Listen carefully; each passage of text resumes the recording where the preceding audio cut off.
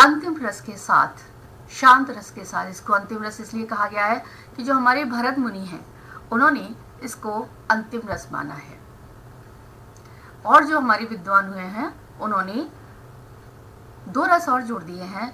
लेकिन शांत रस साहित्य में जो प्रसिद्ध 9 रस हैं उनका अंतिम रस है, शांतोपि नवमो रसः। इसका कारण यह है कि भरत मुनि के नाट्य शास्त्र में जो रस विवेचना की गई है वह नाट्य रसों के रूप में केवल 8 रस का ही वर्णन है।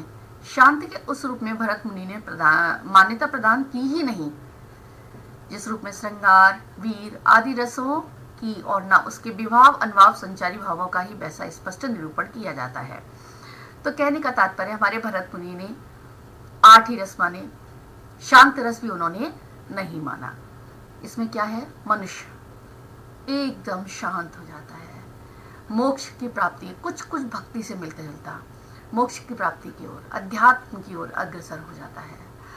इसी से उसके मन में शांत भाव का, वो विरक्त हो जाता है।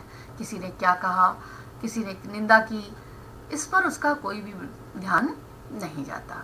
तो जब बिल्कुल शांत हो जाता है, किसी तरह का एक्सप्रेशन चेहरे पर नहीं होते, किसी तरह के भाव मन में नहीं होते, और वैराग्य होने पर, परमात्मा के वास्तविक रूप का ज्ञान होने पर मन में जो शांति मिलती है, वहाँ शांत रस की उत्पत्ति हो जाती है, जहाँ न दुख होता है न द्वेष होता है। मन सांसारिक कार्यों से मुक्त हो जाता है।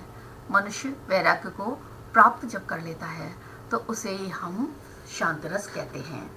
इस रस में तत्व ज्ञान की प्राप्ति, तत्व ज्ञान कौन सा है, ये संसार निस्सार है, संसार से एक दिन यहाँ से चले ही जाना है, ये तो एक रंगमंच है, अपना अपना पार्ट प्ले करते हैं, फिर यहाँ से चले जाते हैं।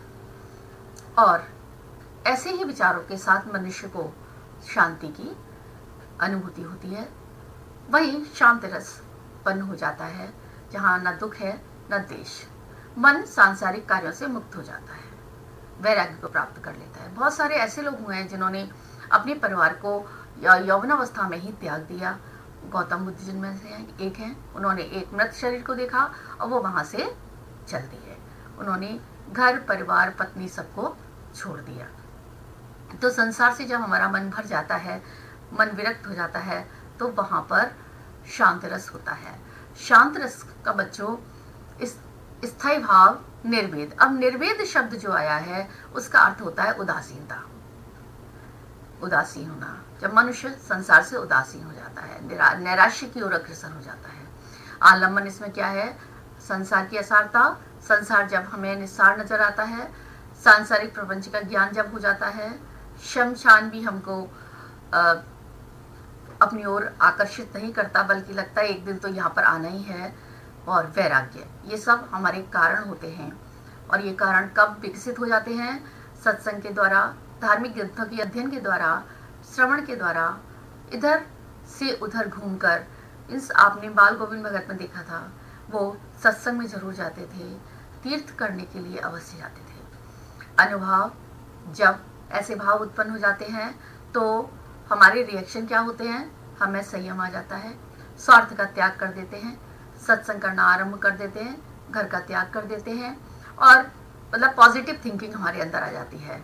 संचारी भाव क्या होता है, इसमें संसार से घृणा हो जाती है और गलत काम के प्रति हमारी ग्लानि भी होती है।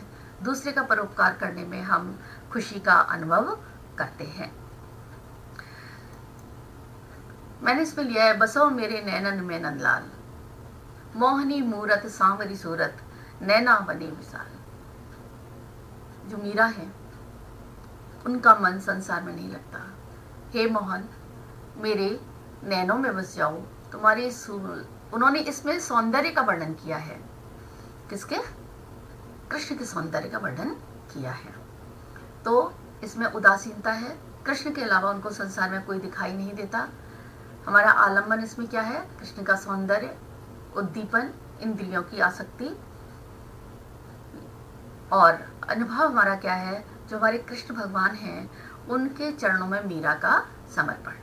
संचारी भाव क्या है, उन्हें आशा है, विश्वास है कि एक दिन कृष्ण को वो अवश्य ही प्राप्त कर लेंगे। तो बच्चों शांत रस आपको समझ आ गया होगा। Thank you.